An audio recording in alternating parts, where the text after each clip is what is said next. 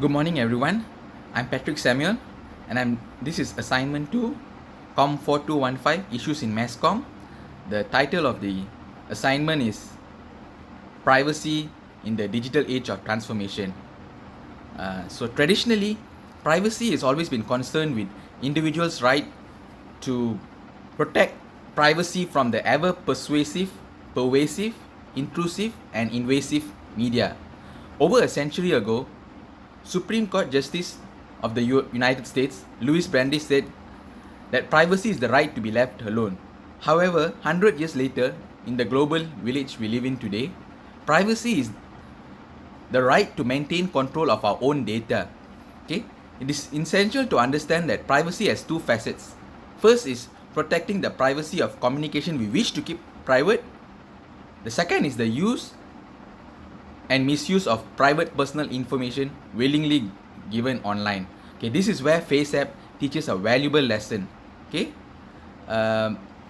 blowing up again after going viral in 2017, the FaceApp challenge, where so many users were adding years to their visage with the application's old age filter using neural network artificial intelligence. Okay, this application raised many serious issues concerning the privacy of users who were mostly unaware of what happened to the pictures they had submitted online. Okay, let's not forget this had a very bad precedent to it. Okay, before that, Cambridge Analytica had harvested millions of data from Facebook, and so as a consequence, 100 billion worth of market capitalization was knocked off Facebook's value, and the founder of Facebook, Mark Zuckerberg, basically had to testify in front of the court and in front of the United States Congress. Okay, because Cambridge Analytica had harvested this data for political advertising purposes. There are a lot of regulations nowadays, and it's becoming more tighter. There are calls for tighter regulations over online privacy and the security of the users who download and use these apps. Okay, in my humble opinion, we need to look at this issue from a wider perspective. FaceApp, as we know, is developed by a Russian company, and I read an article in the Vox which talks about the panic surrounding this issue as a tinge of xenophobia.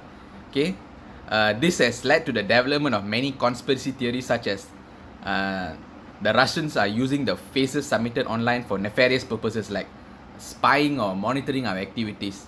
Okay, let's not forget where this tinge of xenophobia comes from. Okay, the Western media has been driving this narrative. They created and driven this narrative for over so many years through popular culture such as films, music, and novel.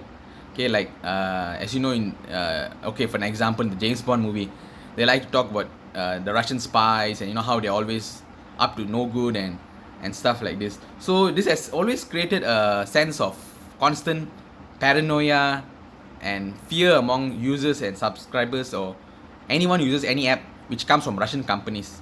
Okay, so we need to look at it from that perspective. And then let's not forget the economic principles of the world we live in today. It's free market capitalism. Okay, they call it laissez-faire. It's a French term for it's literally means leave them alone or let them be. Which laissez-faire economics talks about free market capitalism, in which they promote that there should be less interference of the government in an economic system. Okay, so this often leads to, as you know, capitalism inadvertently leads to monopoly. And when there's monopoly by companies like FaceApp, because as you can see, FaceApp is the only company offering exclusive services of transforming your digital pictures. Okay, and due to the economic principles of the world we live in today, they have been and they have been able to monopolize the market, since they are the only product offering such services. So this is why they said they have exploited users and basically their customers. Okay, for using this app for other purposes which have been submitted. And there's been a lot of calls for tighter regulations surrounding this whole issue. Okay, but let's not put the blame solely on them. We also look at the other perspective. We as users, what do we do with these pictures? We often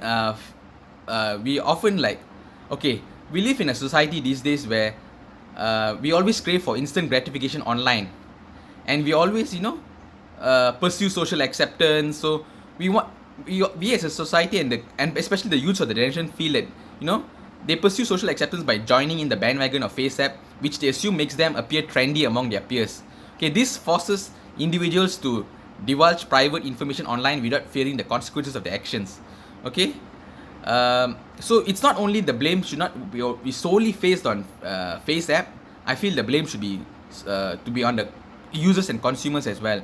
Okay, this is where, but we also need to understand due to the precedent set by Cambridge Analytica and what they did with Facebook, application developers like FaceApp should display outstanding moral fiber and ethics when it comes to handling sensitive information of their users online.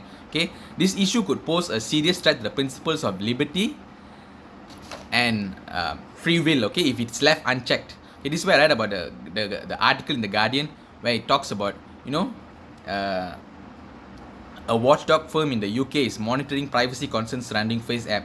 Okay, so we need someone to monitor them. We need someone to constantly look at what they are doing. Okay, this is very important. Okay, and that's why we often say that education, media literacy is very, very important. Okay, even the scriptures talk about it. Due to a lack of education, we could perish. And I like to end this video by stating a quote from Nelson Mandela, who said, "Education is the most important weapon that we can use to change the world we live in today." Okay, so I believe media literacy and education is key in changing all this. Okay, let me give a good example. We users, when we get an app, do we often read the terms and conditions of an application? You know, we often see many apps when we download on the computer or smartphone. They often give us their privacy policy and their terms and condition. But more often than not, because we are a society was seeking instant gratification online fast, we want things fast, so we often do not read these things up.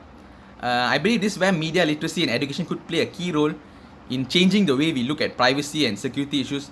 And we need to be critical users, critical analyzers of the media, so that we can have a better understanding of how the media works, and so that, you know, they won't be able to exploit us in any way possible. Okay, I know the economic system is such. That's why I say it's very important we educate ourselves, to empower ourselves to be better users and critical users of the media. Thank you, and that's all from me.